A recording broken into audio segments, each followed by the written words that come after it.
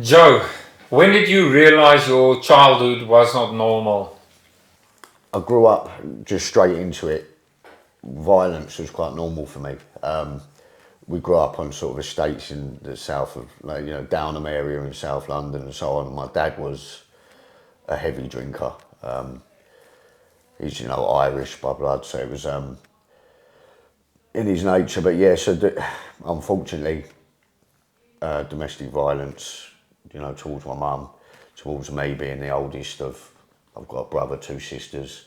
They was a bit young at the time, so obviously I took a bit of brunt as well. So I understood at a very young age, I'd probably say by the time I was 6 or 7, that my childhood was not the same as the other kids. I guess, I mean, it was a bit rough where we was, the schools and so on.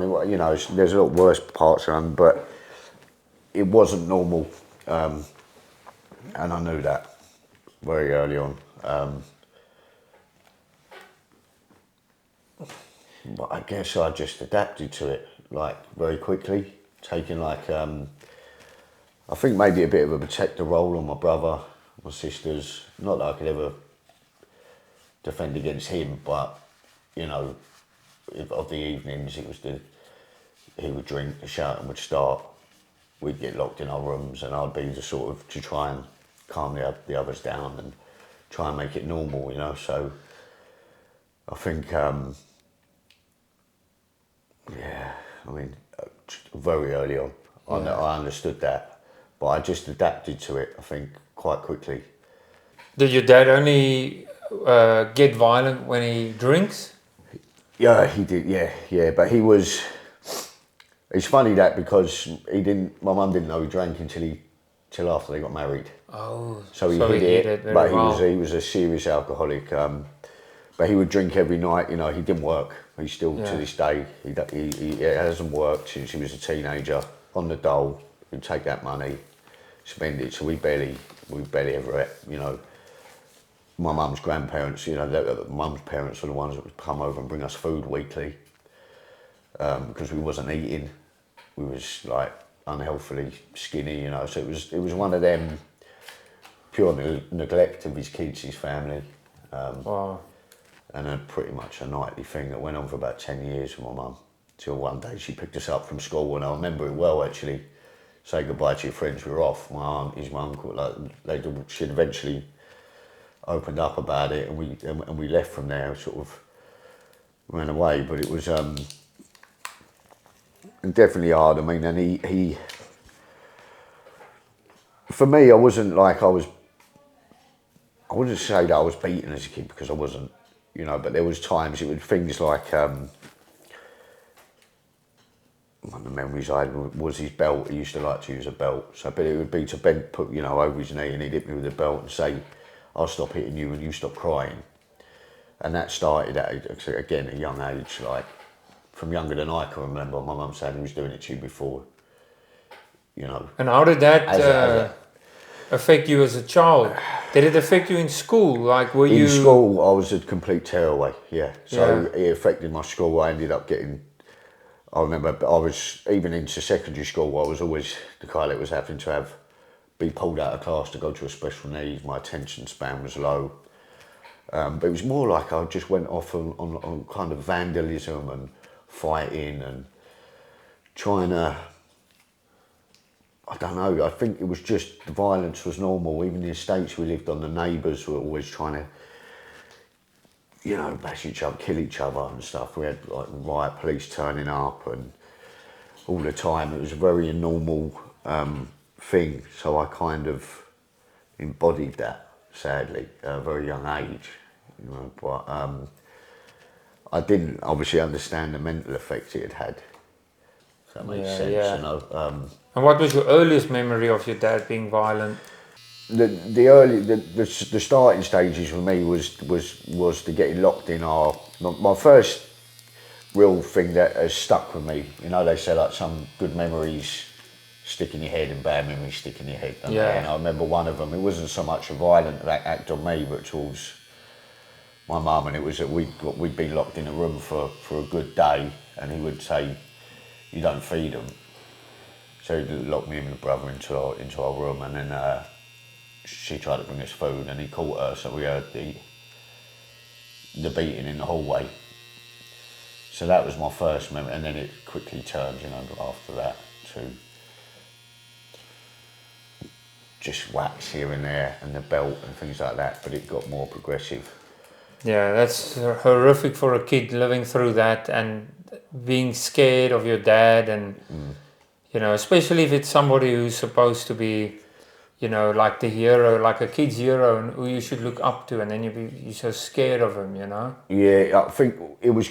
I tell you the funny thing that made it so confusing for me was he was a strict Christian, right? So we went to church every Sunday, and I still struggle with this, like now to this day. Yeah. I'll have faith and so on, but we'd be taken to church every Sunday, break bread, drink some grape juice or whatever, and he was kind of like, that's your sins washed away. So you can be a crap husband, a crappy father, knock your family about, go to church on a Sunday, and all is forgiven. All is forgiven. And he would go back, and they kind of embodied that, like in the church. And I remember, and it was not healthy. And I remember him doing the drinking and coming in as a kid at night. And he would, I don't know if you've heard of the talking in tongues. Yes. So he used to do that to me, and he'd come in with the booze breath. And he'd hold my hand, and I'd hear him, he'd been fighting downstairs, and then he'd come and talk in tongues to me. And what does that do to your mind as a kid? Like, I can't... It was, so he was sort of, trying to live by the word of the Lord, and but then I was getting shown confused. The complete opposite, yeah. What goes through your mind as a kid? You just hear him beat your mother, and then now he's in the room talking in tongues and giving the word of the Lord. I don't think I really know. I mean, I talk to my mum still now. We recently had a conversation about this, because she still tries to feel, and she feels, unfortunately, like she didn't do enough, but she done all she could, Yeah. And she's been a great mum, but at the time she would often ask me the same thing, like, how did you... But I didn't know any different, because like, you don't know. I knew it wasn't normal, but I hadn't experienced anything other than that. Yeah. So it's at a later age that I realise how messed up it was, how messed up he was. But I always had that in my head as well, me and my brother, when we got older, we'd get him back, we'd go and bash him up or whatever, but that never came. And I actually, sort of late teens, I remember my old man, he asked me to forgive him, and I did, like, as in a verbal. I truly forgive him. Yeah, I think for me, and that was growth for me, in that being able to let go of it, and then holding on to an anger. Like, it doesn't excuse his behaviour, but he had no hope. My old man grew up, his upbringing, one of his brothers has took his own life, the other one's in a mental home, he's completely lost it, doesn't know who anyone is, but they were seriously abused as kids. By their mother and the dad. It's like the cycle continues. Yeah. But I feel that's what's so important, especially nowadays. I think we've never been so aware of bad cycles continuing, and it's up to us to break that cycle, right? 100%. Yeah, I was taught, I wouldn't change my upbringing and the things that have happened and what happened the way it was. I'd like to have changed, the outcome for my family, but it taught me how not to be. Yes. So exactly. my dad being a shit dad taught me how not to be. I would never lay a finger on my daughter. I couldn't imagine. I could just, and she's at the age now. She's at 8. When he would have been doing that, I just can't. I can't fathom. Unbelievable. Yeah. So. I mean, it's for me. I know he went through. Doesn't excuse it, but his mum was the main one for him. So she used to tie their hands under hot taps and leave them running. And he wears glasses because she messed his eyes up with whipping him around the face with a Hoover Oh pipe. my And word, yeah. so it was like they didn't really have a chance, you know.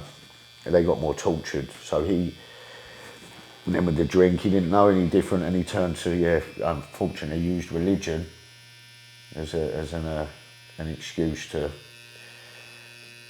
forgive himself, I think, in some way. But he ended up alone, you know, and still now he lost his family, and he's lived a really lonely life for it. Yeah. He's paid a heavy price of loneliness and regret. That's the truth. I now. Yeah. Do you think he regrets doing what he did? 100. Yeah, I know that he does now. Yeah. He doesn't try and make it better. We talk. Maybe, I mean, I have a speak to him a few times a year. You know, it's very brief conversations. I don't like to say it, but I feel sorry for him. Yeah. You know, and that's the truth. You know, my mum's happy now. I'm happy now. My sisters, you know, they knew it wasn't a good upbringing, but they were young enough to not be affected the way that maybe me and my brother was, and definitely my mum.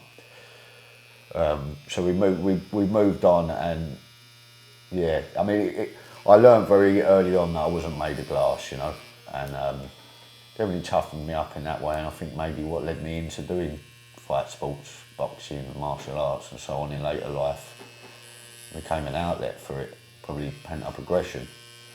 Yeah, and do you ever get angry that your mom didn't leave sooner? No, you know, I don't think she had, there was nothing she could do, you know. There was times that, I know the time, you know, when we left, it was at Christmas, and if my brother hadn't come to the top of the stairs and woke up that night, he would have killed her that night, because he had her head and he was bashing her head on the stairs just repeatedly, and then my brother at the point just come and stood at the top of the stairs, got come out of bed, he's looked, saw him, and put her down and walked away. And it was after that she went to her dad and said, like, you know, they knew, but she was refusing to help and protecting him, you know. But when she finally opened up, family got involved, and we was taken away, went to live with my granddad and so on. And I think she done what she could. It's that maybe, you know, that back then it wasn't as easy, was it? Domestic violence is a lot easier for people to deal with now than I think it was. It wasn't that long ago, but even so, you know, 15 plus years ago, it was like, and the church were protecting him as well. Yes, which is very bizarre, yeah. Makes you think, and that's why a lot of people, you know, who grew up as a child being told, you know, go to church and that, and then they see behavior like this, and it makes them not even want to follow Christianity. Yeah, I've always, it's funny, I went to church last week on a Sunday, and I just sat in there for a while on my own, not to a service, but just to sit in there, because I still struggle in my head whether, because it was used as an excuse to be a bad person. That's what was ingrained to me as a childhood. You can be, you know, it's not bad. It wasn't forgiveness. It was do unforgivable things and they'll forgive you anyway. Yeah. As long as you show up and pretend to be a Christian, and that's kind of, it's put a really negative view on it for me, and that angers me. Yeah, I'm angry about that because that's his doing.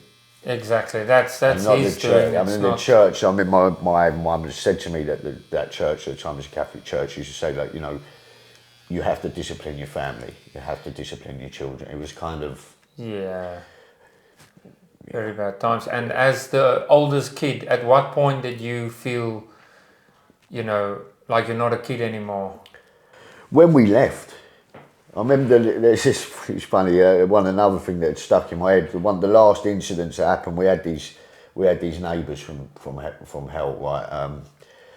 And I don't hate a lot of people, but to this day, I've got their faces in my mind, you know. But yeah, so this woman, she was nasty, right? She used to do the same, neighbours beating the kids, and she had a little daughter, Nadine, and I remember one day, but long story short of it, she sent Nadine out with a baseball bat to hit me in the head with this bat. We were playing on the estate in the car park, and she's crying, holding this, and her mum's up at the window going, "It's him, Nadine," like screaming at him, "If you don't hit him, I'm gonna come down there and do it." And I remember saying to the little girl, just do it, just hit me, because I didn't want the mother to. And that's when I realised it was. At that point, I was like, well, I'm not gonna let. I'd accepted taking. I'd become used to it. But, so it makes it like. Yeah. I wasn't affected by it. I wasn't scared of it anymore, even though it was only a little girl. And I think that was and it was soon after that we left, moved away, and. Yeah. But then it was, I became the oldest, even though I was young, the oldest in the house, and brothers and sisters to look after and so on. So. And how much of your personality today was built in survival mode? I feel like I know that I've always had a sort of the ability to bounce back and be quite strong. I struggle. I would struggle with the mental health, and I've struggled with lots of things in life, like all of us have. But I'm definitely built up quite a lot of resilience through not having a spoon-fed childhood, and I think it benefited me. I don't dive into it much. Now we're talking about it, there's so many thoughts that go through my head with that sort of thing, and maybe childhood's something that I should reflect on more to get some more answers now, but it's something that I think people bury, isn't it? And I'll try and move on and go, that happened, I learnt my lessons. And when you started fighting and boxing, would you say it was out of discipline, or was it more like rage with rules? Yeah, I was taken to start doing. I started karate at a young age, and then it went into boxing and so on. And it was for me. I remember I used to always want to just spar, even at a very young age. It was about getting in the ring and fighting. I think it was built up aggression, like an outlet for you. Yeah, because I wasn't able to let it out as a kid. I was just learned to take it, and I became angry and uncontrollable in like my behaviour, and it was even up until now it's an outlet. Martial arts is an outlet for, I think, anyone that gets involved, it does a fight sport, will understand that it's an outlet for your aggression release, de-stressing from life, and actually makes you calmer. And I train now 100%. If I walk in there angry, I'll leave calm. Yeah, definitely played a role. Childhood definitely played a role in me entering a fighting kind of lifestyle, for sure. And did you kind of prefer fighting over talking about what's going on at home? Yeah, we never talked. We never talked about it. There was probably no one you could talk to, I guess. I think my mum kind of wanted to bury it and try and give us the best life she could from then on, and she did. The only conversations that I have is sometimes me and my brother visit it. Unfortunately, I've not really had it's hard for me to talk to my sisters about it because they have a different image in their head of what my old man was and who he was. They see him before now, and I think they sort of like feel sorry for him in a way now. But they don't have the memories that I did. How close were you to becoming your dad? Never in the way of violence towards a partner or my daughter, definitely, but I did see myself in his behaviour.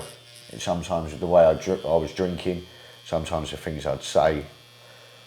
And my dad used to always say to me, I remember him saying, he was always the guy that would never go home after the pub, but would always want to go back to the party, would always want to get another drink.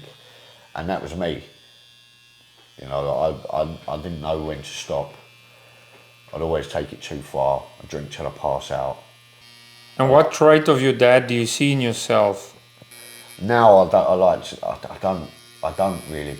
Apart from, I don't know if it's where they say can it be handed down, but definitely addiction, because has a very addictive nature. Being an alcoholic of I think 40, 50 years now, 40 years. So, but Yeah, my addictive nature. I have a very addictive nature. Obsessive, impulsive behaviour. I'm in anything I do, and I said to you before that I go all in on everything, and unfortunately, that's the same if I drink, I'm all in. If I'm training, I'm all in. So it's either really positive or really negative for me. I mean, you were going to go to Afghanistan, right? And Yeah. you got medically discharged just before you would have gone. Yes. So I had so I trained with the Fusiliers, which is the Army Infantry.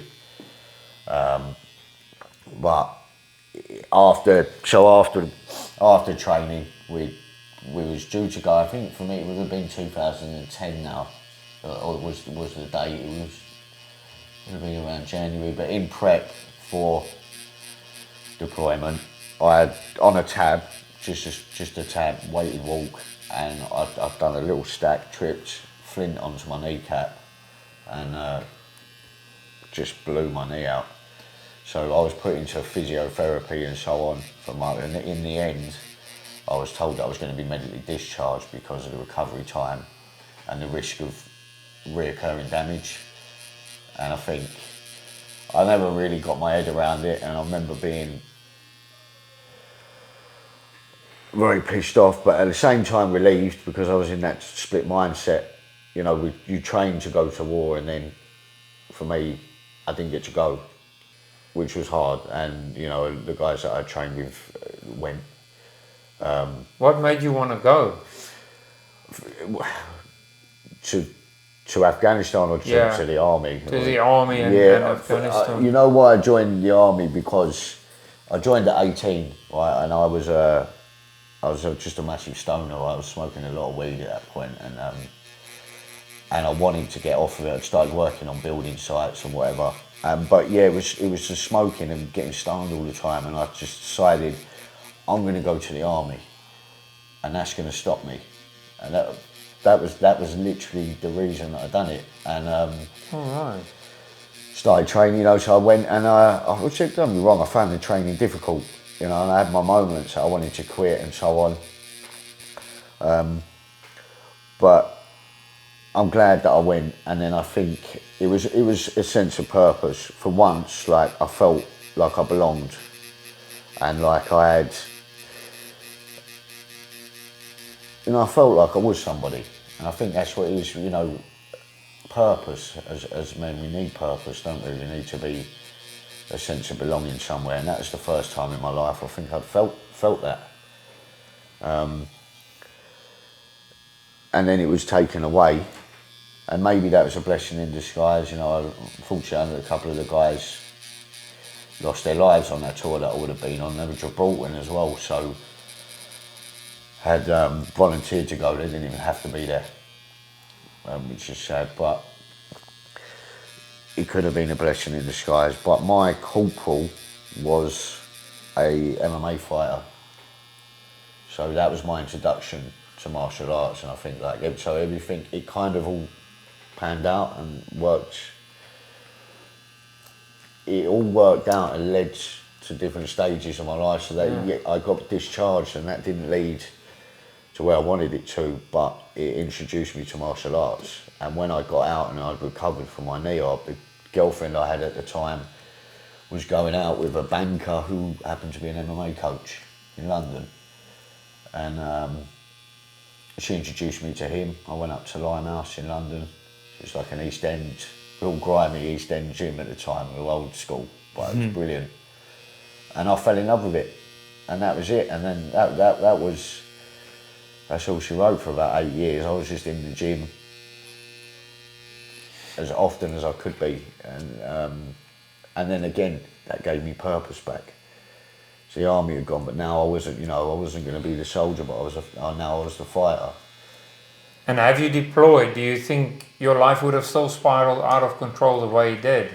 I don't think it's hard to say, but I think in the small time that I was there, in the training, you know, you had the 6 months of training, and then after that, I spent it in a hook company in physiotherapy, and I didn't really get anything done. So in that small period, but I definitely took a lot for life. It changed me, you know, it definitely changed me, because I went in there as a delinquent kid that was smoking weed, stealing and fighting and going out and just being a problem. After the training in the army, I was focused. I'd grown up. I'd started to understand discipline. You know, the answering back wasn't obviously something you could do in there. So I grew up because of it, and it gave me discipline. Definitely, the military. There's one thing it gave me was pushing me past out of my comfort zone, which is something that I embody in like my fitness and classes that I do now. Is pushing yourself outside of your comfort zone. If you do hard things in life, it makes the hard things in life easier to deal with when they get thrown at you. So the army gave me that, and then it made me want to start martial arts, which I did, and sent me on that journey, which again was a positive one. I was away from everything negative. I was around good people. I was dieting. I had goals, and you know. And then, I mean, say a decade after your MMA career and your fighting career, who were you without fighting? I was lost, man. That was the sole problem of it, and it spiraled out of.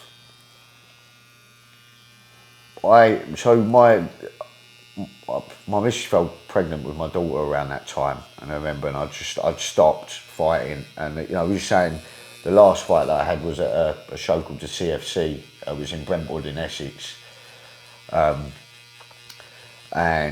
I lost that fight, second round, last choke, and tough Polish guy. And unfortunately, afterwards, I remember there's a friend of mine there, and this is so bad, but you know, it is what it is. But he come out and he said, "Yeah, man, do you want a bit of that?" And I still had my hand wraps on. I took my gloves off. I've gone in the toilet, and I've done a line. Oh wow! And went out after that fight off a loss. Obviously, people, you know, you lose a fight, it's a real shitty feeling because you put that work in. But I hadn't really worked for that fight. That was where I'd started falling off. I thought I was better than I could. I didn't need to train. You know, it was, and then from there it just spiraled. I never went back. I remember getting offered other fights around that time, and I was just turning them down. Like, no, I'm going to take a break. I'm going to have a year out. You know, just going. I was about to have a kid. So I said, well, I'm going to start my roofing where I can actually earn some money, because the fighting wasn't really paying. And it didn't work that way, because I started, before I knew it, I was selling. I started off as running around for a local guy, you know, and then it escalated, and then before I knew it, it was 3-4 times a week, just getting absolutely off my nut, drinking constantly, not going to work. I started becoming this unreliable guy. I was bouncing through jobs like no one's business. The relationship, that didn't last, you know, she'd had enough of that. And by the time my daughter was 1, I was thrown out. Same happened from there, just carried on. And at your worst day with cocaine and drink, what did a normal day to you look like? I'd get up, you know, I'd go to work and that, but I'd always have it in my head. I'd always have, and I used to do this thing, I'd always have it left over. Right? I'd never quite finish it, I'd always save a bit for the next day, and I'd finish it all on the way home from work. I'd have a bit in the van, and I'd say to my missus, I'm going to work late. This is where it started, with these stupid little lies. And, and then it became a web of lies so deep that I couldn't get out, you know. I couldn't get out of them. But it would be, I'd just drink, and then I'd say, I'm going to work late. I'd go to the pub for a few pints, and I'd try and sink 3 or 4 as quick as I could. I planned to go home, but then I'd be too drunk, or too, you know, noticeably on it to go home, so I'd make up some other excuse. So sometimes it would be just turn the phone off and go missing, you know, and it's shameful now, I look back on the things I was doing in that way, but I was not in a good headspace any day of the week. And the days that I wasn't on it, I was feeling depressed, feeling low, constantly. Used to regret spending the money, lying to everybody, trying to make up excuses for why I'd done this and that. And then I'd do it again to get myself out of feeling like that. Because that was the only escape for me. That was my problem, is I couldn't, the only answer to that feeling of regret was to do it again so that I didn't care about the regret anymore. And that's what it gave me. It took away, like my principles basically, it just would go out the window. Yeah. So it was just me, selfish shit all the time. And what lie did you tell yourself to justify these actions? I remember always fighting with the people who say, like, you've got a problem with cocaine, or you're an alcoholic, you're this, and I'd always argue that I'm not. No, I'm not. Because I can stop, I can put it down.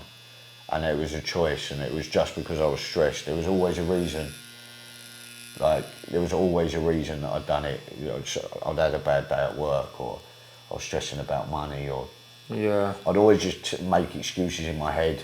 It was never, I never blamed my childhood or anything like that. I never came up with excuses like that. But I very quickly started to become really depressed, obviously, which goes hand in hand with doing that. And I started to, tell myself that it was a mental health issue, which it's a self-inflicted mental health issue, because if you spend 4 days out of the week drinking and taking drugs, and the other time you're hungover, of course you're gonna feel low and unhappy, and life's not going to be going well at all. So, again, that's what I used as an excuse constantly to myself to justify my behaviour. And after that, the first relationship went wrong. I got a business going, tried to get my stuff back together. I started up a partnership with my brother, and I met another girl that was going really well, and I'd found again like I was doing better, and I moved in with her eventually, and moved areas and started fresh. So I'd moved away from the people, the circles that I was in, and I'd thought that this was going to be like a turning point. I was quickly introduced to the same breed of people in a different area, which was quickly followed by a drink driving ban, even worse drug taking. I mean, it was just a repeated cycle. Yeah. That's all I was doing, just repeating the cycle, different people in my life, same me, same outcome. I remember doing things like, I used to go out and say, I'm going to jiu-jitsu, right? And it got so bad, she'd come back, she'd say, poor girl really, she made me breathe on her. When I got back to see if I'd been drinking. And it got to the point that I would go out and say, right, can I go to jiu-jitsu, right? I'll borrow her car, pack my gym gear, my bag, I'd stop at the shop, I'd take links with me, go and get a load of chewing gum, go and buy a load of alcohol, some gear, in her car, on the driving ban. I'd go and sit in a car park somewhere and get out my nut for hours. Right, it's disgusting. And then it got to the point where I remember getting bottles of water and pouring them in my bag and soaking my gi, because she used to check if it was wet, because it would be sweaty.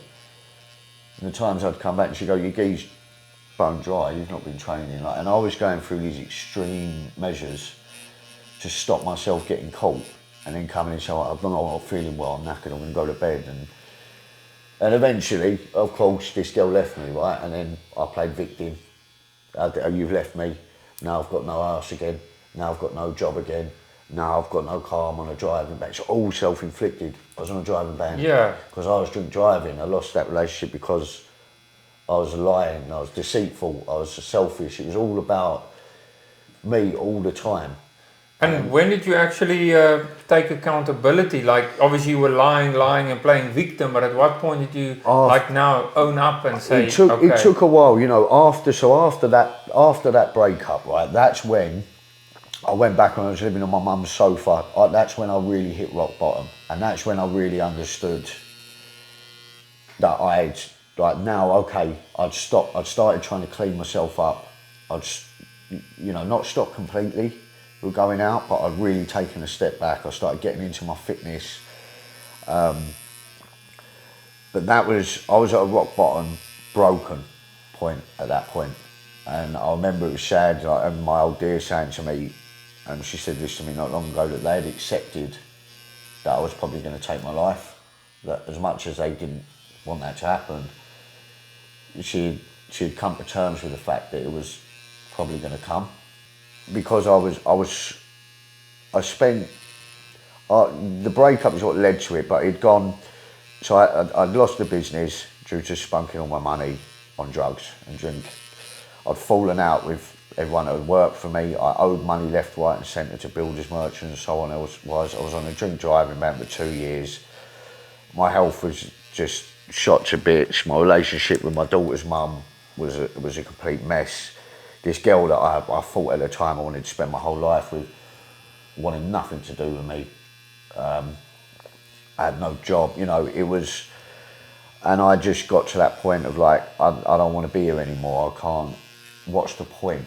And I'd lied so much, stealing, and not just like in the relationships, I lied to my mates, I stole money for my habits, I robbed people for my habits, just pure selfish behaviour, and it's hard to admit that now, but I spent years of my life just being a selfish prick, and I became very unlikable. Like, the depression kicked in so bad for me that I was obviously on a point of daily wanting to take my own life. I think a lot of people experience maybe that fault in life. I don't know if I'm right, but I think, at some point maybe people will have bad periods. But to spend, I spent a good 8 months planning it, every day. I'd walk around looking at trees thinking that's a good tree to hang myself from. Or, I'd drive my car at 100 mile an hour and close my eyes and think, I'm just going to swerve off the road. And, it was all this plotting and planning and just desperate loneliness. I can't really explain it. And then my best mate took his life, and that really, I don't know if it was a miracle or not, but like, I was at the point then that I think maybe at that point I was ready to take my life, and he done it before me, and I saw the impact, that I saw the damage that he'd done. And I was with him the night before, I didn't see it coming, he was fine, he was the good looking guy, the house, the car, the business. Did he do drugs? The wife. He did a bit, but not, it wasn't heavy, there was no visible signs that there was something really wrong in his life. And I was so caught up in my own shit that I had created for myself. My bad position was self-inflicted, 100%. Everything that had happened to me was because of me and my choices. Even, having my face broken, the operation, all of those things had come through drinking, all within this same sort of time period. And that was a point for me where I realised, like, I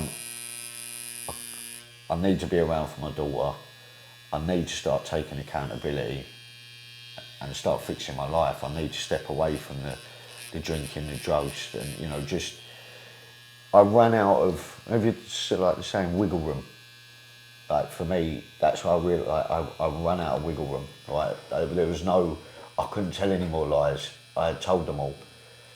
Like, everything I said, people just saw through it. It was all, my own family, my friends, no one believed the word I said. My word held no value at all. And I'd kind of felt like, how am I going to get out of this? Like when you get to that point where you're disliked, untrusted by even your own family, how do you rake that back? And how hard have you got to work to turn this around? And that can feel impossible, and to me it did at the time. I was like, Yeah, so it takes a long time to build your name up, and it takes one instance to throw it away. yeah. And then to gain people's trust again can take years, if Yeah. ever, you know? Yeah, that's right. But I spent, God man, if I put in as much work, which this is the thing is now, I'm putting in as much work to rebuilding and being a positive person as I was putting into destroying. I was subconsciously working harder than I've ever worked at anything in my life at self-destruction. Like, it's almost impressive how destructive I was to myself and the people around me. Like, I almost have to laugh at it when I look back, like, really, you're going to keep doing that? Really going to do that again? Yeah. You've already done that, like, you're going to repeat the same thing year after. I spent years, like, actively self-sabotaging my entire life, for every angle, my jobs, my finances, my relationship with my daughter's mum, you know, my personal life, my mental health, family relationships. And I was ashamed of who I was. And I think, and I felt like there was no way back. Like, maybe I need to move away. It was either move away, or I can't do that because I've got no money, I've got no like means to start over fresh. You know, I've got my daughter, so I don't want to leave the country or anything like that. And then, you know, so it just got to the point where I was like, right, I've got to lock in now, something's got to, and I did. And in these last few years, especially in the last probably 6 months or so, and whilst I've been doing this social media and that, I've realised that I have turned it around, because I've got better relationships with some of my old friends. I've rekindled relationships with new friends. I've got meaningful friendships with more people than I have ever had. I'm helping people, being impactful, and in some ways people find my stuff relatable, and it helps them even if they are strangers, and it gives me purpose again. Like, after stopping fighting, after the army I lost purpose, went into fighting. After fighting I lost purpose, and I spiralled out of control for years with self-destruction, and deciding not to take my own life, deciding to fight back against depression and so on. I started to find my purpose again, and I realised that you can rebuild it. Like, it's never too late. You're never too far gone to rebuild relationships with people. It does take work, you know. I've had to make phone calls to people from years ago, and I've done that off my own back, you know, like, to just say, listen man, I want to just write, you know, I'm sorry for who I was. I was in a selfish spot in my life, you know, I'm sorry for that. And people forgive you, you know, there's debts that I owed, and I've started to, you know, I've paid people back. Here's that money from years ago that I stole, and, you know, like, and it's embarrassing and shameful to do, but people see that you are actively trying to change your life, they'll support that. 100%. So were you trying to numb yourself or punish yourself? It's a good question, man, because I thought I was trying to numb myself, but I think some of it is self-punishment in a way. But for me, it was always just an escape. Like, I need to get out of my head, because I hated being in my head. I hated the way I felt. I hated the feeling of regret, of feeling stuck, never being enough, not being where I want to be in life. It was easier to just get out my nut and not worry about it. And that was just, but then it became a thing that I couldn't stop doing. And I don't know whether I was doing it to punish myself. I definitely was. It was definitely punishing to my life. But I didn't know how to express that. And do you know what I mean? Like, I didn't know how to say, listen, I need help. I can't stop doing what I'm doing. I can't figure out why I'm doing what I'm doing. I didn't really have the answers, and now I don't know. Like I think men and women are different. Like, you know, like a lot of them, like they're happy for a hero to come along into their life, aren't they? Right, and just make everything better. And I think like guys, as guys, we don't need a hero. We don't want someone to come in. We need to be our own hero. We need to go through the struggle and come out the other side of it to get that sense of pride. Like I never wanted someone to come and go, here, let me fix your life. Here's all the answers on a plate. I just needed someone to go, listen, mate, like, it's okay to not be okay. You've got a lot on your plate. You've gone through a lot. Yeah, I know you've done it to yourself. I know a lot of this could have been avoided, but you're here now, and like you can get through this. You know, like you will get better. You just gotta stop focusing on the negative all the time. Like, what have I broken? Everything, all the destruction, and start focusing on small. Like, what do I need to achieve next? You know. Let me just go and find a job, and you know, one thing at a time. I was always looking on this, what everybody else has got. Well, I'm never gonna, you know, how do I get the whole business back? No, it's like, how do you pay? It was one step at a time, and just feeling seen, and for someone to acknowledge, like, how hard I was finding things. And once I started to open up, and I realised that people understood. If that makes sense. And do you feel robbed from that, from your dad being that figure to guide you and tell you, listen, you're off track? I never had any words of. I never had one fatherly thing ever said to me. I couldn't tell you one thing. That I have no memory of advice. Did he ever tell you? He's never given me advice, and he never worked a day in his life. Well, he didn't even tell me about work. I never had that conversation. Yeah. I never even, you know, he never even asked me about how a day at school was. You know, I used to fight all the time at school. He didn't even say that. He didn't even try and do the hard man. Well, make sure you hit him back, son. Nothing. Yeah. Did your dad ever tell you he loves you? No. I have being told in tongues that, you know, whatever that gibberish was that I never understood. That was it. and hearing him shut, you know, and knock my mum about. Yeah, that's horrible. I used to do things like smash eggs on her head in front of them. We'd all laugh and degrading, isn't it? Yeah, like the stuff like that. But never had them conversations.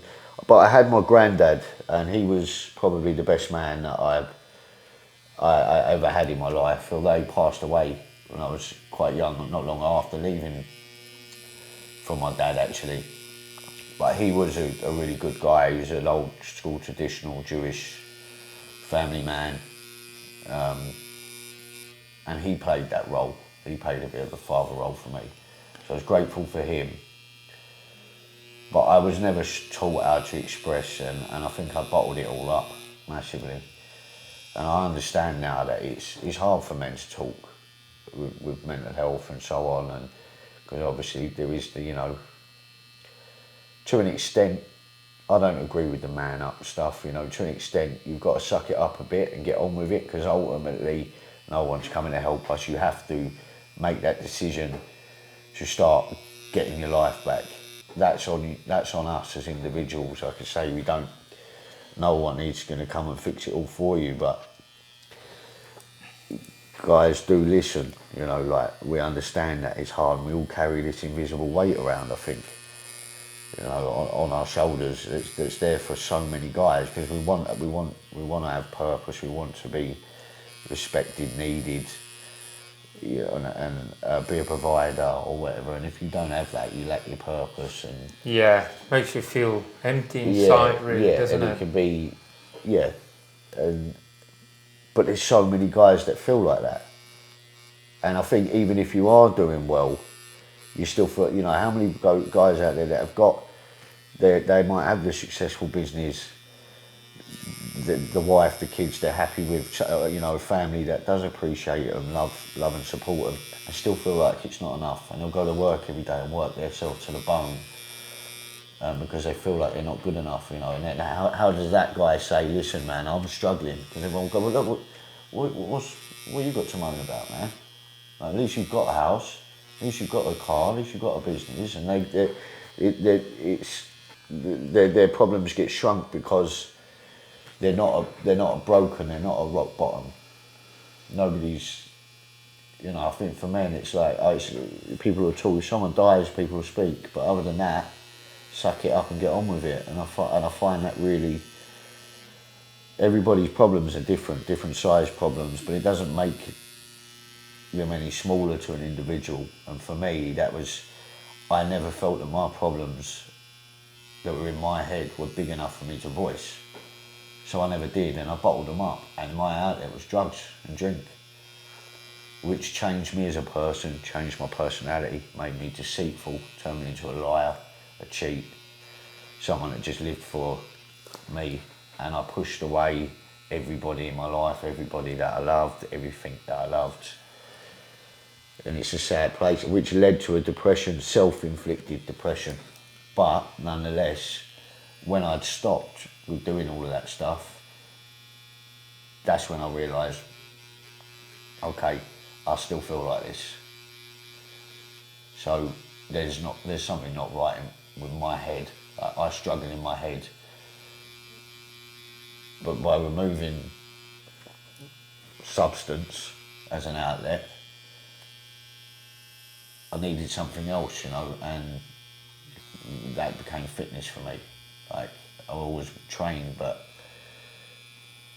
I pushed myself to, you know, so I go out in the Weightvest, and I'll go out and run 10 miles in a Weightvest, you know, just on a random evening, and I'll go to gym again, and I'll focus on my dieting, and I'll do the videos and try and talk to people. And I've got these men's meetings that I do now once a month for chats, just for like a safe space for guys to come together, have a talk. That sounds a bit good. of banter, and it's free, you know, we meet up, and it's like, it helps me to talk about some stuff that might be weighing me down, and a lot of guys open up about things that are, but it's just general life, right? You don't have to be depressed to talk, like, about something that's bothering you, you know, like, but men, we don't really vent, you know, and I think it's healthy to come together. Like, for me, my group, the only time that I come together with groups of men in my life was in a pub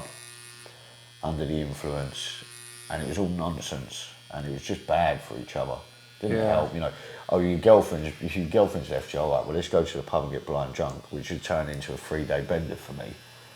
And you had a few injuries that happened when you were drunk. Was it accidents, or just because you don't care what happened to you? Or take us through that, and what is the after effects of those injuries?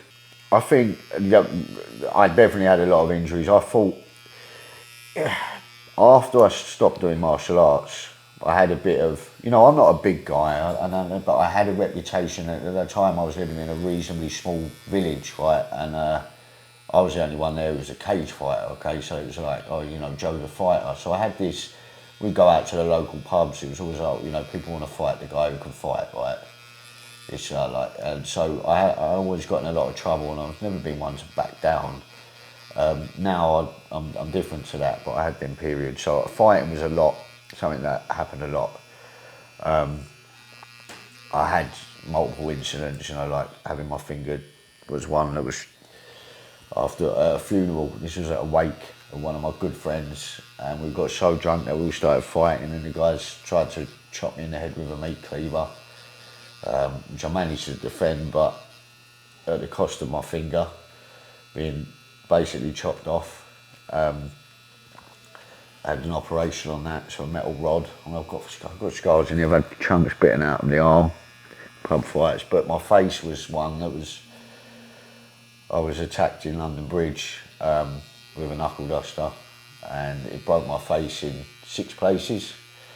I had to have an operation where They cut through in my mouth from the front to the back and placed 6 metal rods up. I've got a plastic cup to rebuild my eye socket, metal wires in the eyebrow, and I'm now blind in the left eye, which I was explaining to you about, which a fall that happened shortly after on a roofing accident was one not too many, and the vision went. So, but the fall aside, things like that incident in London, I was so drunk. We'd been out on a mate's birthday, I'd stumbled off, ended up at London Bridge Station. Some guys had come up to me, obviously with the intention of robbing me, but being blind drunk, not thinking clearly, I've just come straight out with attitude, thinking that you ain't gonna rob me, I'm not having this. And I ended up with a shattered face, which I didn't know about for. Again, being that drunk, I woke up the next morning face down on the sofa, blood everywhere, looking like Elephant Man. And I couldn't even recognise myself, and it was that swollen for 2 weeks. I was walking around with my face shattered. And you didn't see a doctor? I didn't see the doctor because I didn't know. I just thought it's so swollen. Obviously it's hurting, but I didn't know it was broken until the swelling went down and there was a sink in my face, and my face was moving when I talked. Like, I looked in the mirror, my cheekbone was moving all over the place. So I went to the hospital, King's in London. They done an X-ray and said, like, you need an operation today, like right now, because your bones are resetting in the wrong place. So I undergone a 4-hour surgery, which then led to another month off of work and so on. And this was drunk, and you know what? I remember ringing an ex-girlfriend that night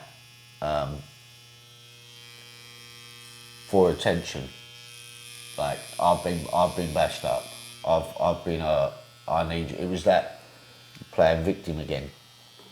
But the truth is, like, I got bashed up because I was out drinking, getting drunk, not just having a few drinks and going home sensible.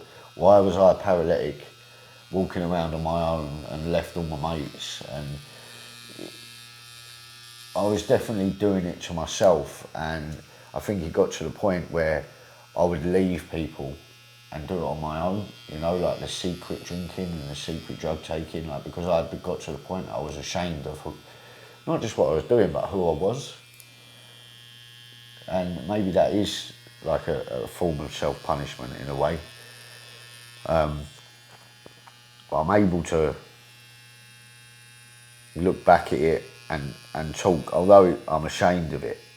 I'm ashamed of the way I treated partners, but most of all family and friends, and the lies and the deceitfulness that came with it all.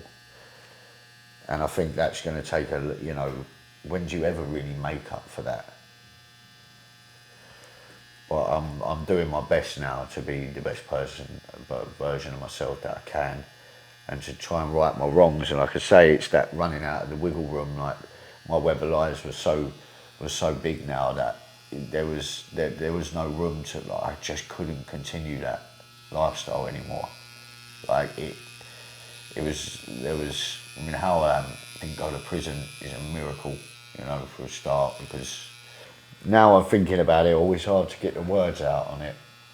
Well, you're in a better place now. I mean, you know, it's good to be able to look back and own up to the things you did, you know, and you know you were wrong, and you see the mistakes, and you know, you become a better person. I think it's never too late to change. But we can all agree, alcohol and drugs there's nothing good that comes from it.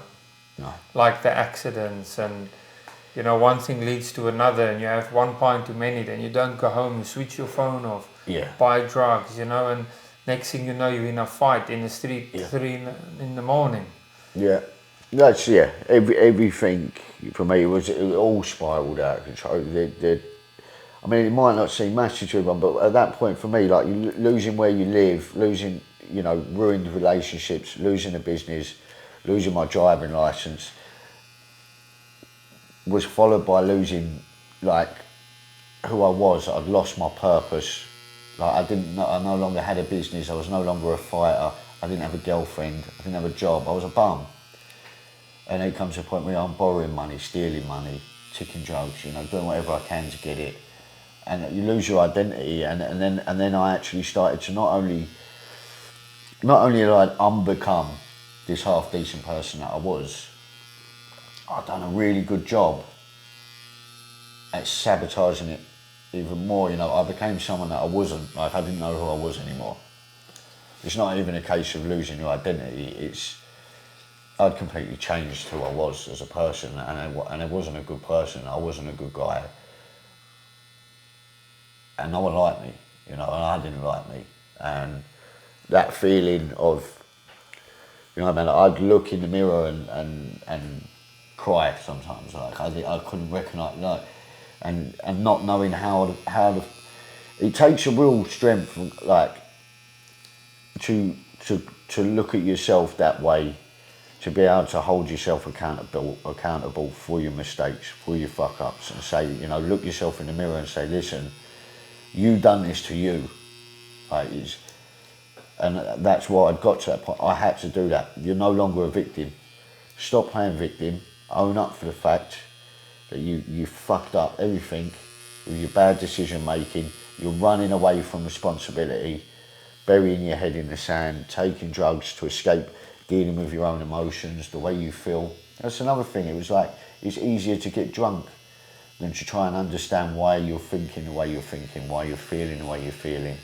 Why do you keep doing the same destructive things? Like, trying to get to the root of it.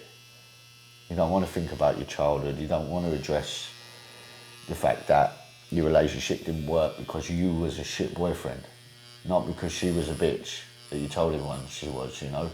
Like, it was, you know, it was her. She was no good. She's moved on now and free. Like, no, man, it was me. I think that just for me, like, honestly, Dean, it's hard for me to pinpoint where, like, it happened, but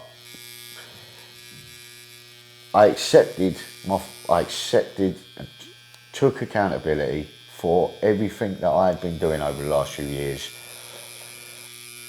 I know that, and I was like, right, you've got to change now, and you can, and you've got the potential. Like, it's that untapped potential.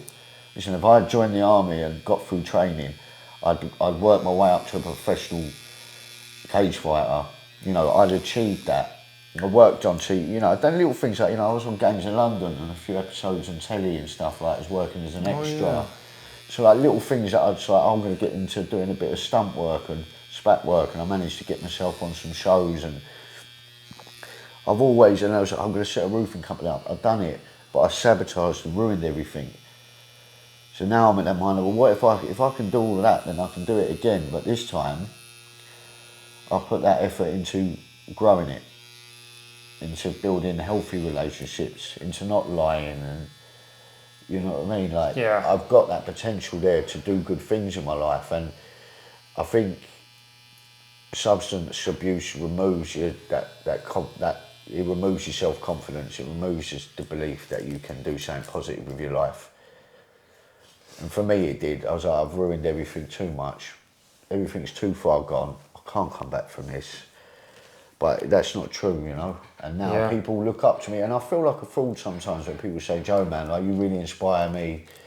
You've helped me get into the gym. And I'm like, but now I'm like, you know, well, I'm glad, good. And me helping you helps me, because when someone thanks me for motivating them, that gives purpose to me. It gives meaning to the videos and adds value to my life. Like, now I'm not just some guy in the shadows, you know, and it's not about popularity. It's just about feeling like it's an esteemable act, you know, like I'm giving back. I guess that is a sum up for me, is I spent so long being selfish, so many years being a selfish person, that actually I became very unhappy, and I realise now that the happiness comes from helping other people.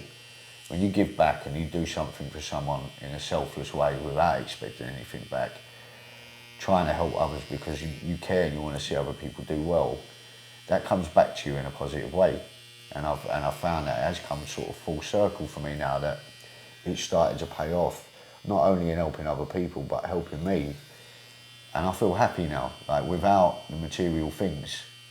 Just someone messaging me saying, thank you mate, I resonated with your video, that's really helped me today. It's like, you know what, I've only just got up and I've helped somebody today. Like, and that's more than I've done in the last 10 years, because everything was about me. You know, and in realising that, it's changed my direction completely, and my mindset. It's given me back like faith in myself, you know, and it started to help my mental health and being able to sort of fight back against it, because I have endured and I've gone through it, and we all do. You just got to take a bit of,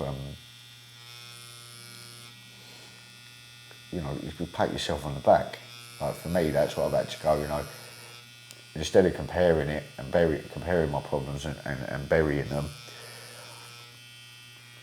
acknowledge them, say, you know what, I'm proud of me. I have been through it. I have had a lot on my plate. I'm still here. I'm still kicking. I'm still pushing. I'm not trying to, you know, disappear and be invisible. I've put myself out here now for judgment, for everybody to see. Here's my flaws. Here's my mistakes.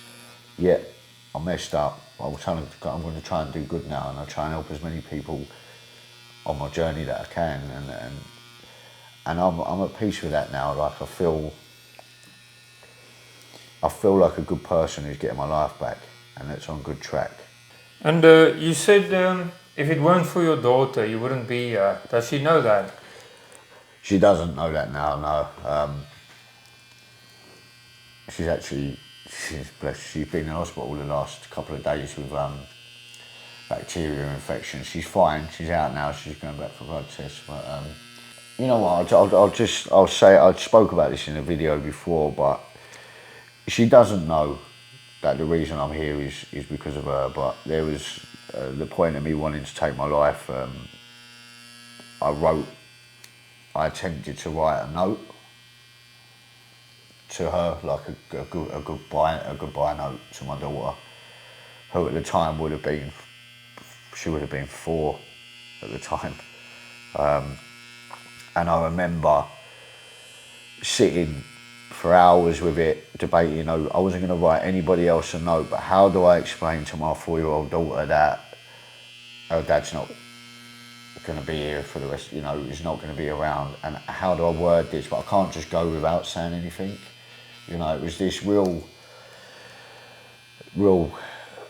battle, man, and I got as far as writing on the to my darling daughter, and then I broke down, and I remember it just came out, man, just floods of tears. I mean, like, it smeared the paper, and I kept the note. I've still got it to this day. Will you show her one day? Possibly, yeah. And hopefully one day I can, you know, I'd like to think that I can give her a note to thank her for giving, because she's given me a life without knowing it, you know. She's my daughter's. There's many people that helped me along the way. When I was at that real point of depression, again, yes, it's self-inflicted and so on, but my daughter, I stuck around for her. She, if all, you know, and I always say it, if all that life gave me was my daughter, I'd be a lucky man. I'd be more than happy. I don't need anything else. And although I'm not with her full time now, you know, I have a healthy relationship with her mum, and with my daughter. And what kind of father are you consciously trying not to be? Unfortunately, there was times when I was doing the stuff that I was doing that I did let my daughter down, and you know that stuff haunts me, because nobody wants to be the dad that didn't show up. You know, Daddy's going to be here at 10 to pick you up, darling, or whatever. And you know, there was times that I didn't show because I was somewhere doing something that I shouldn't have done, and it doesn't even upset me. It pisses me off with my own. Like, I'm angry at me now thinking about it, because it's just not acceptable, and I know what that feels like. You know, I grew up with that, but I'm definitely have learned through my childhood what's not right. You know, and my dad. I'm grateful that I was taught the hard way, so I know how not to be. I want my daughter to be. I want to be the man that my daughter can rely on.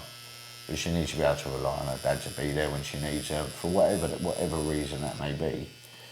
It doesn't matter. Just someone that she can turn to, someone she can talk to, and rely on to try and help her and be there the best that I can throughout our whole life. And I owe her more than she'll ever know. And hopefully when she's older, I can tell her, you know, one day. Hard subject to bring up, I guess, but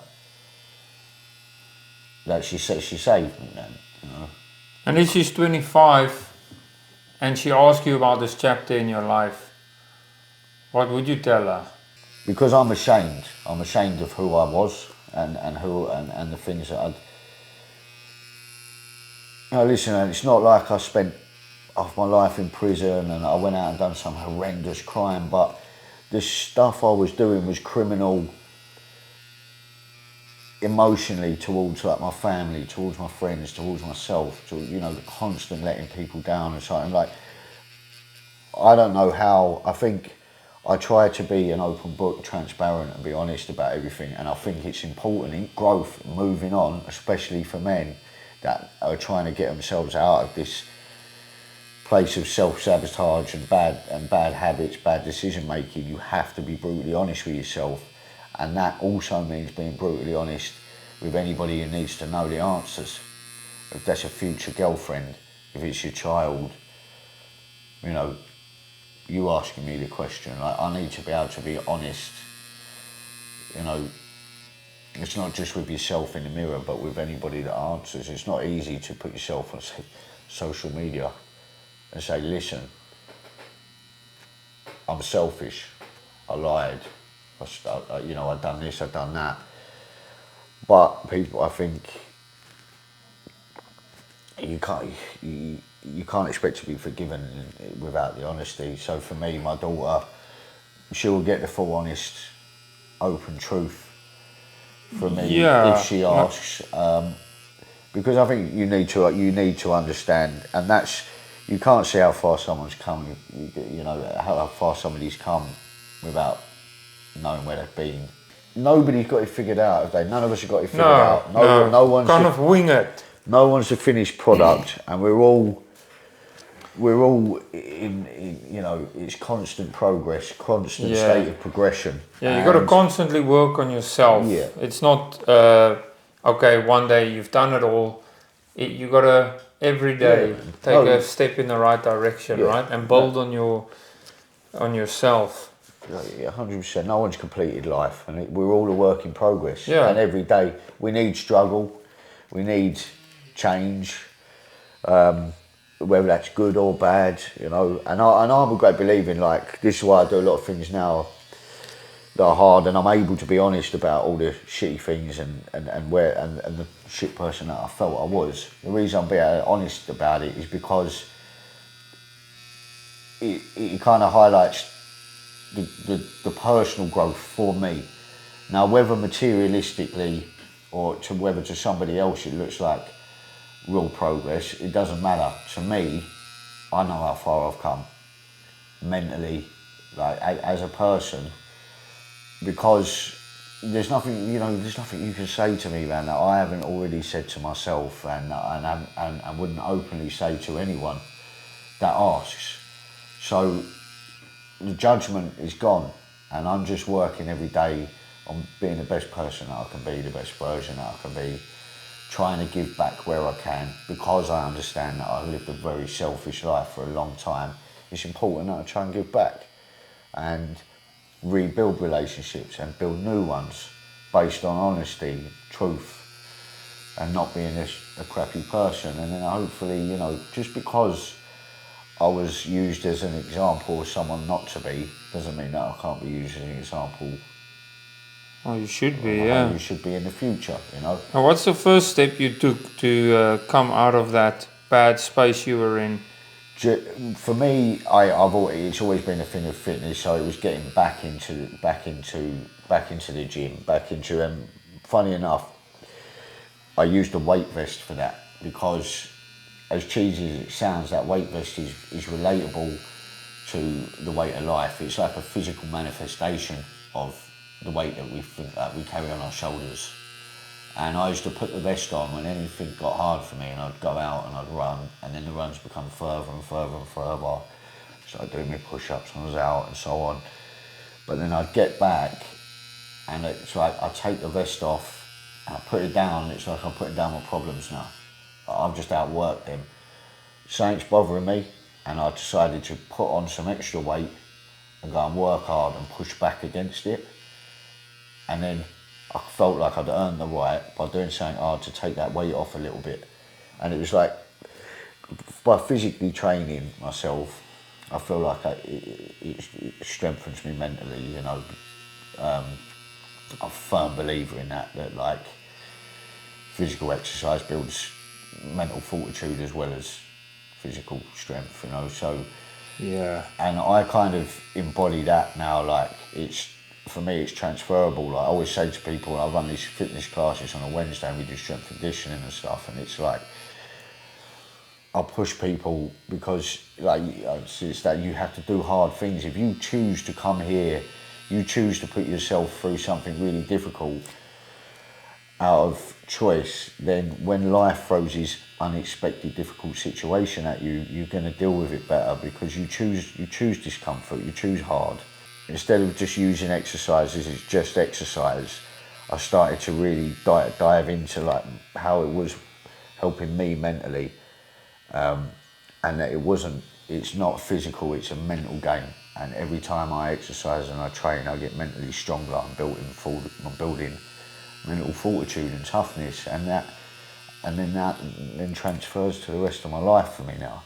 So why are so many men suffering when they've got mates around them?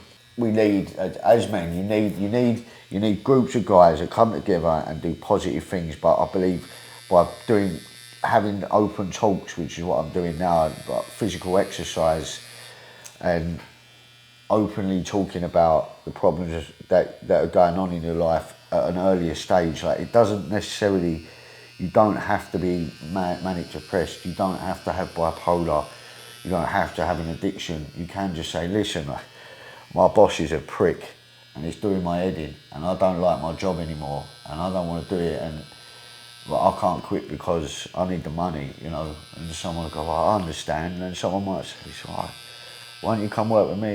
There's a job here, you know. Like we just don't talk. What's the hardest truth man needs to hear now? I think the hardest truth for men is being brutally honest with yourself. Like if you haven't done it, maybe have a look in the mirror today and tell yourself honestly, ask yourself, have you removed the one thing that's holding you back in your life, or are you beating around the bush and trying to make excuses for it?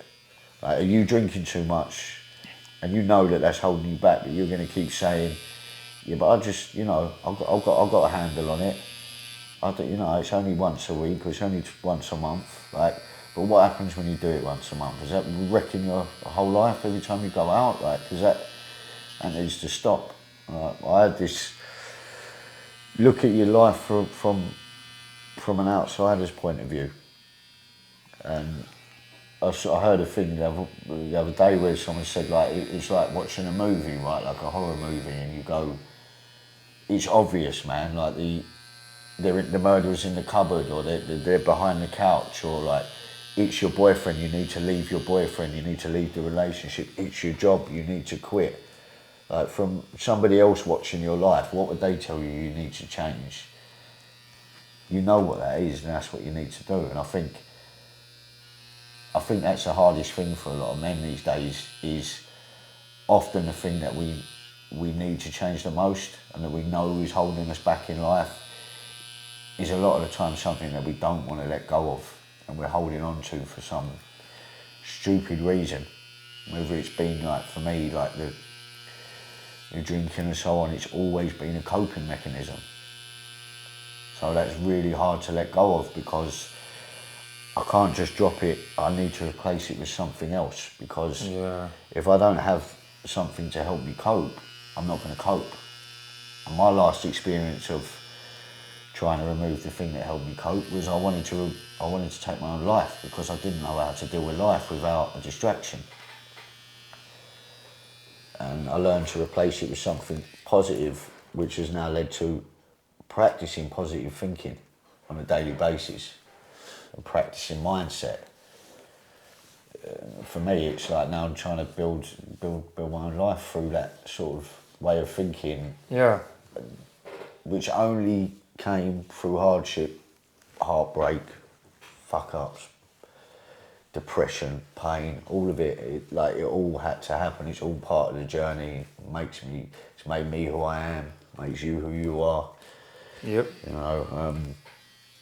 And if there's a man now watching this who's gone too far, what do you tell him?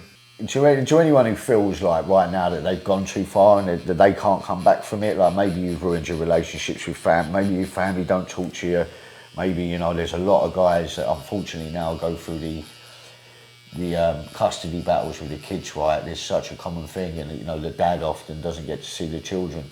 But listen, man, if you're not seeing your child because it's your fault, then you need to take, like we said, accountability for the fact maybe it's your fault. Okay, now now you can put that to bed and say, right, what am I going to do to start getting them back? Like, how do I? It's never too late. You're not too far gone. I'm proof that, trust me, I've ruined so many relationships, and I felt like my relationships with not only my friends but my own family was that far gone that I thought I'd be better off dead. It would be easier to kill myself than try and go through the effort of trying to rebuild all the relationships, because it's going to take years or a lifetime if it's even doable. And I locked in, and man, in the last 6 months, my life's changed hugely. And do your family speak to you again? Yeah, it's not that they ever stopped speaking to me, right? But they'd lost faith, trust. Yeah. It was like everything I said was just hot air. Like, yeah, all right, Joe, we've heard this before. You know, no one was gonna, like, I'd used up every excuse. I was borrowed out. You know, it was just. But now, yeah, I have a great relationship with everybody, and it is rebuilt. And even like, you know, I don't have any negative relationships right now in my life. I don't have anyone that I've fallen out with. I don't have anyone that is angry with me for any particular reason, or anyone that I've wrongly done by. You know, it's I'm in a place where my life now is just about doing what I'm doing, trying to help others, and just constantly building on myself, mental growth, physical growth, and trying to rebuild a life that I don't really know where it's going yet, but I know that I'll get there. Finally, is there anything that you want to say that you've not mentioned today? I think for me, you know, with what I'm doing right now, with all the mental health and stuff, Dean, I think for me, like, it's important that, although I've reflected on a lot of it and probably talked a lot about the same stuff, I think right now it's just, we seem to be in a time where a lot of guys are struggling, right? Not everybody, but a lot of men are struggling. But we don't always need, you know, a fix. We don't need the help. You just need acknowledgement that life's hard. And listen, like, you're not alone. We're all in it. We all go through hardship and hard times. Speak up. Speak to your pals. Be the guy that listens. Make the phone calls. You know, all the little things that we talk about. But it's really just about self-reflection, being honest with yourself about the things that need to change in your life. And for me, I'm still on a journey now of like recovery mentally as well. You know, like it's just important to have gratitude for the little things. You know, get outside, get yourself some air, sunsets. You know, my daughter, like, it's just an absolute blessing. and I can miss out on all of that because I let myself get too far into a hole with self-sabotage, basically. I think it's just, I appreciate coming on here and being able to talk. I feel like, you know, I don't know if I've made enough sense of it, really. Yeah, man. It was a real pleasure to have you on as well, and I feel in today's day and age there's definitely people out there who's going through similar things or struggling, and yeah, hopefully they can take something away from this, use the advice and life experience that you've given, and yeah, to make their own life better. And we'll put your details in the description. It's Weightvest Joe. Weightvest Joe, yeah. That's so, the one. Daily, hitting the gym, out running, motivation, fresh air, gratitude. And I talk about mental health, yeah. That's the one, man. Yeah, great. Thanks a lot, man. I appreciate you. And if you guys like the show and you want to see more of it, you know where to find me. Thank you. Cheers, guys. Awesome. Nice one, brother.